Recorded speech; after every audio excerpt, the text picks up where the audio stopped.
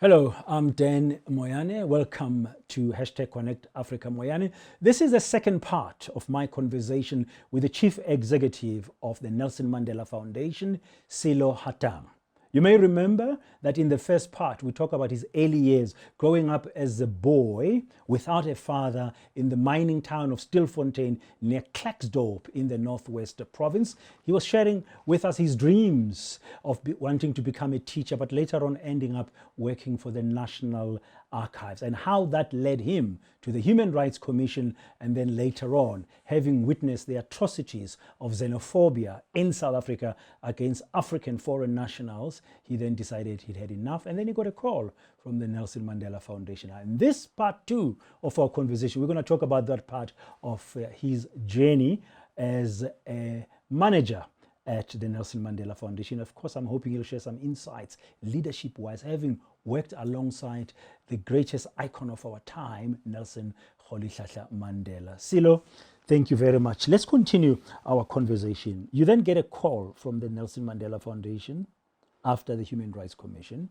Take us from there. What was the call about? So the call just says, look, we're looking for spokesperson, head of communications, someone who can also help with pulling our communication systems together.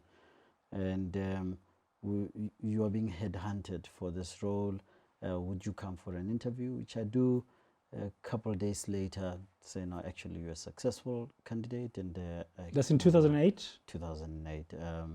And I started, so between 2008, it was if you like, the transitioning, and then I started in 2009, February. So you transitioned then in 2008 into beginning the role proper in 2009. And what are the goals there? You said they asked you to put together the whole communication system. And 2008, in my recollection, is the last year of Nelson Mandela working full-time. Yep. at the foundation before he goes to the Eastern Cape.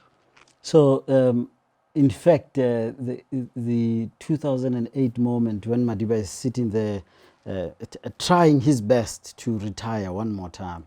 So and he then I was part of the group that then went with him to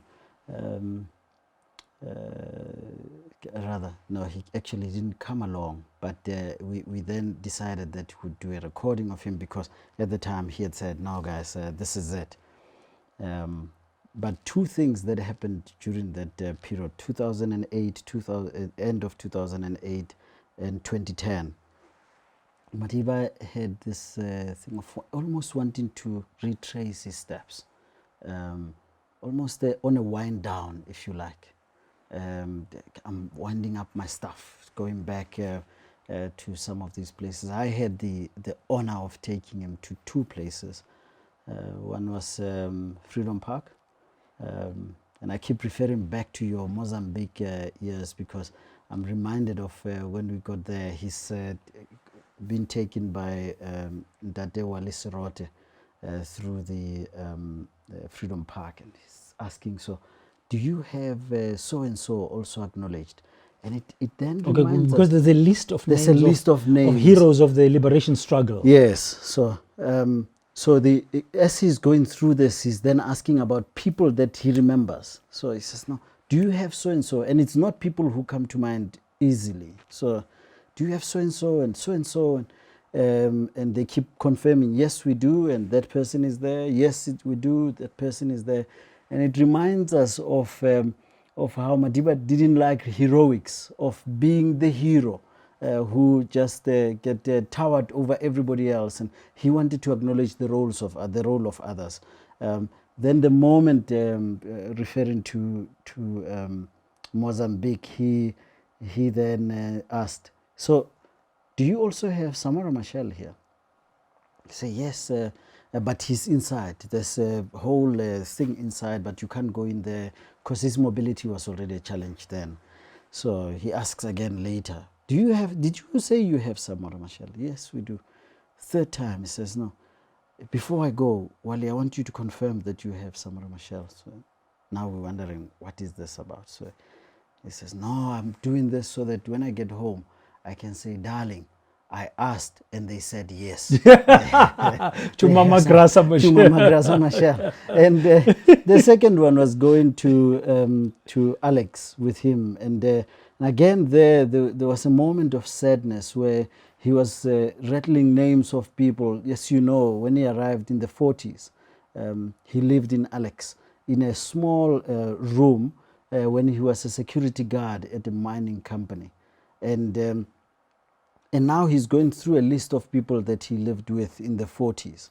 And this young woman who we had there started saying, no, that person passed, they passed. And it took me back to a letter that he wrote to the Buthelezi family when they lost one of their children. And in the letter, Madiba said one of his greatest worries is that when he comes out of prison, which he didn't know how long, much longer it will be, is that when he comes out, everybody that he knows would have died. But what lifted his spirit that morning, Braden, was a little girl who went past. And Madiba screamed that the child be brought in. And put the child on his lap and asked the child about school and stuff like that. And you could see a beaming Madiba about the future that we are then building on. Yeah, no, I mean, his love for children was very genuine. Yeah. And tracing back his steps at that late stage of his working life, let's call it that, as you said, it was an honor for you to be with him there and those meaningful interactions. But what else stood out for you? I mean, you are now rubbing shoulders with one of the world's greatest icons and one of the greatest sons that the African soil has ever produced. You are young. You've had your journey in the National Archives, in Human Rights Commission. You've known about Mandela. You've also taken part in protests as a youngster in Klerksdorp, as you told us earlier in our conversation. So now you're there, literally rubbing shoulders. He's winding down, but he's present still, and you are with him. What else stands out about you besides that love of children?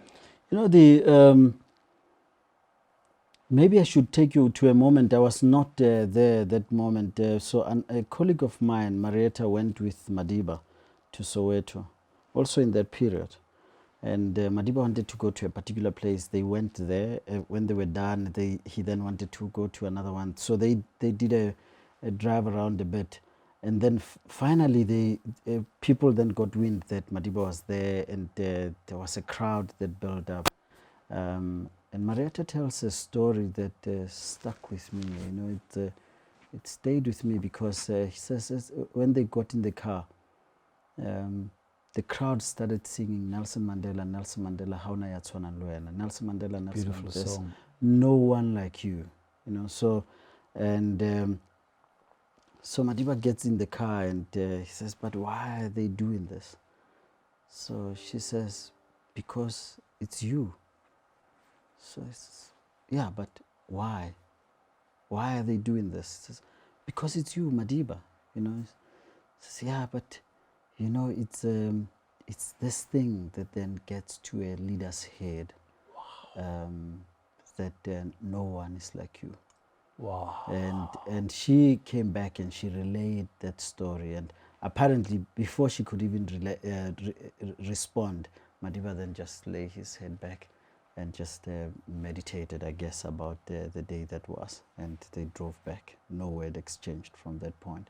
Now, that's a moment, but then you see a Madiba in the office, which we have a photograph here in your study of being in the same office.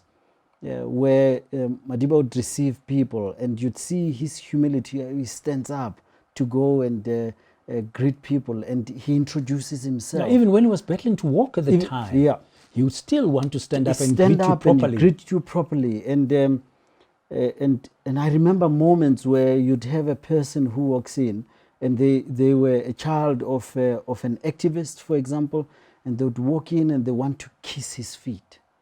And you'd see a Madiba who just lifts the person up saying, don't do that, don't do that. And I think if there is anything that I'm still trying to master, is that your ego as a leader should never then want you to have everybody kiss your feet. as you walk, that everybody just lays this red carpet. All of us should just enjoy the moment that you're given to lead.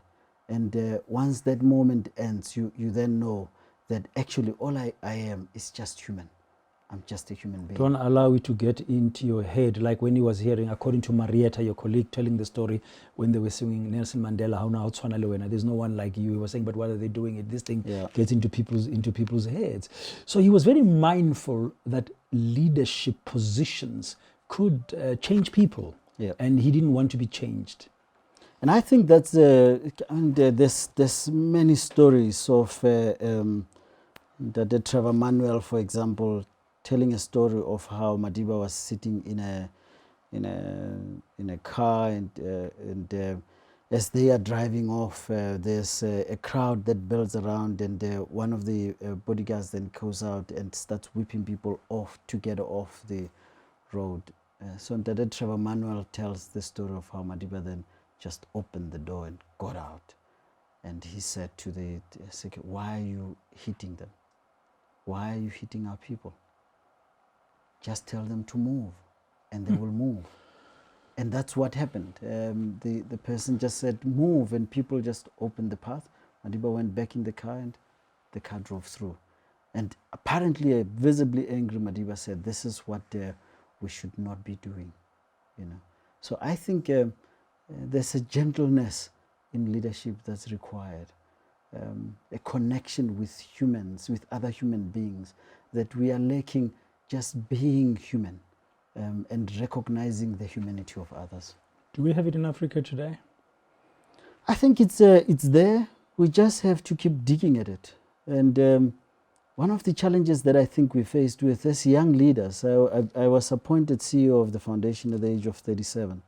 Something I don't. It's beautiful. In my books, it's beautiful because we are told that 60% of the African population today is age 25 or under. So 60% of Africans are 25 years old or below. That's the majority, 60% of youthful energy. But we have countries led by people who are in their 70s and 80s, old men still holding on to power. But to have a 36-year-old, 37-year-old leading a Nelson Mandela Foundation is brilliant. And that's the point I wanted to make, is when you said, do we have it in us? I think the more we can keep bringing in the energy of youth, we might be able to tap into the energy of the old to build the Africa we want. Youth normally will come in militant, maybe energetic and disrupting things. Madiba taught you that leadership also goes with gentleness. And I think you have to find the right balance then if you get into that position. How was it for you when you ascended to the chief executive role at the Mandela Foundation? I became initially a bit of a rogue to just change things. You want change and you want it to be quick. And change, and this is how we should be running this thing. So let me just say that my gratitude goes to the late Ahmad Dango, who actually sharpened me to, he saw something special in me that I didn't see in myself. And I think that's the test of any leader, that even he himself, somebody else saw something special in him that he didn't see in himself. So I raised that because when I came in, I looked at the profile of people who were attending Nelson Mandela annual lectures, who were doing all the activities of the NMF. They were not representing the population. It was the oldies who present company excluded, obviously. So the oldies who would then be the ones who are kind of in their 70, 80, and they're the ones who are attending these events. And I thought to myself, how about we change the profile of a friend of the Nelson Mandela Foundation? That it be people who are my age and younger. Did you succeed? I did. So it took us a few years, and the board, fortunately, was the board that also said, no, we go with that vision also, that we changed the profile. It was not quick. We then also changed how we operated. That one of the critiques of the work of the foundation was from Ahmed Kathrada. Ahmed Kathrada used to say that, we have to take the Nelson Mandela Foundation to the people. And we only achieved that in 2018, if you remember, when we hosted President Obama and we took him to a stadium. The Wanderers cricket stadium. Yes. And we also took Bill Gates to a township in Mamelodi. We took him to deliver the Nelson Mandela annual lecture in Mamelodi. So that's the kind of work that we started doing to just break free of that kind of mold of operating. You've mentioned some good highlights, and I recall them, and people who've been following the work of the Nelson Mandela Foundation would remember, of course, Obama doing the annual lecture here, which was one of the biggest in terms of what you delivered. But there must have been some lowlights, like early 2021. And I would like to talk more about that as we head towards the end of our conversation. So for now, for this part of our conversation, we'll stop there. And when we continue talking to Sello Hatang, we'll begin the next conversation around the lowlights and then get his thinking about today's challenges, knowing what he knows today, having learned all these lessons he's learned as a chief executive of the Nelson Mandela Foundation. What does he think will be the things that young people today on our continent should focus on so we can inspire others, enrich others, and build a better Africa? Hi, I'm Dan Moyane. Thanks for watching our show. When you think about Africa, sometimes you think about the negative, but there's a lot of enriching, uplifting stuff that happens. And on this show, hashtag Connect Africa Moyane, that's what we do. We seek to uplift. Please continue watching, liking, sharing, and commenting. And you can also subscribe to our show by clicking on the button below. Thank you.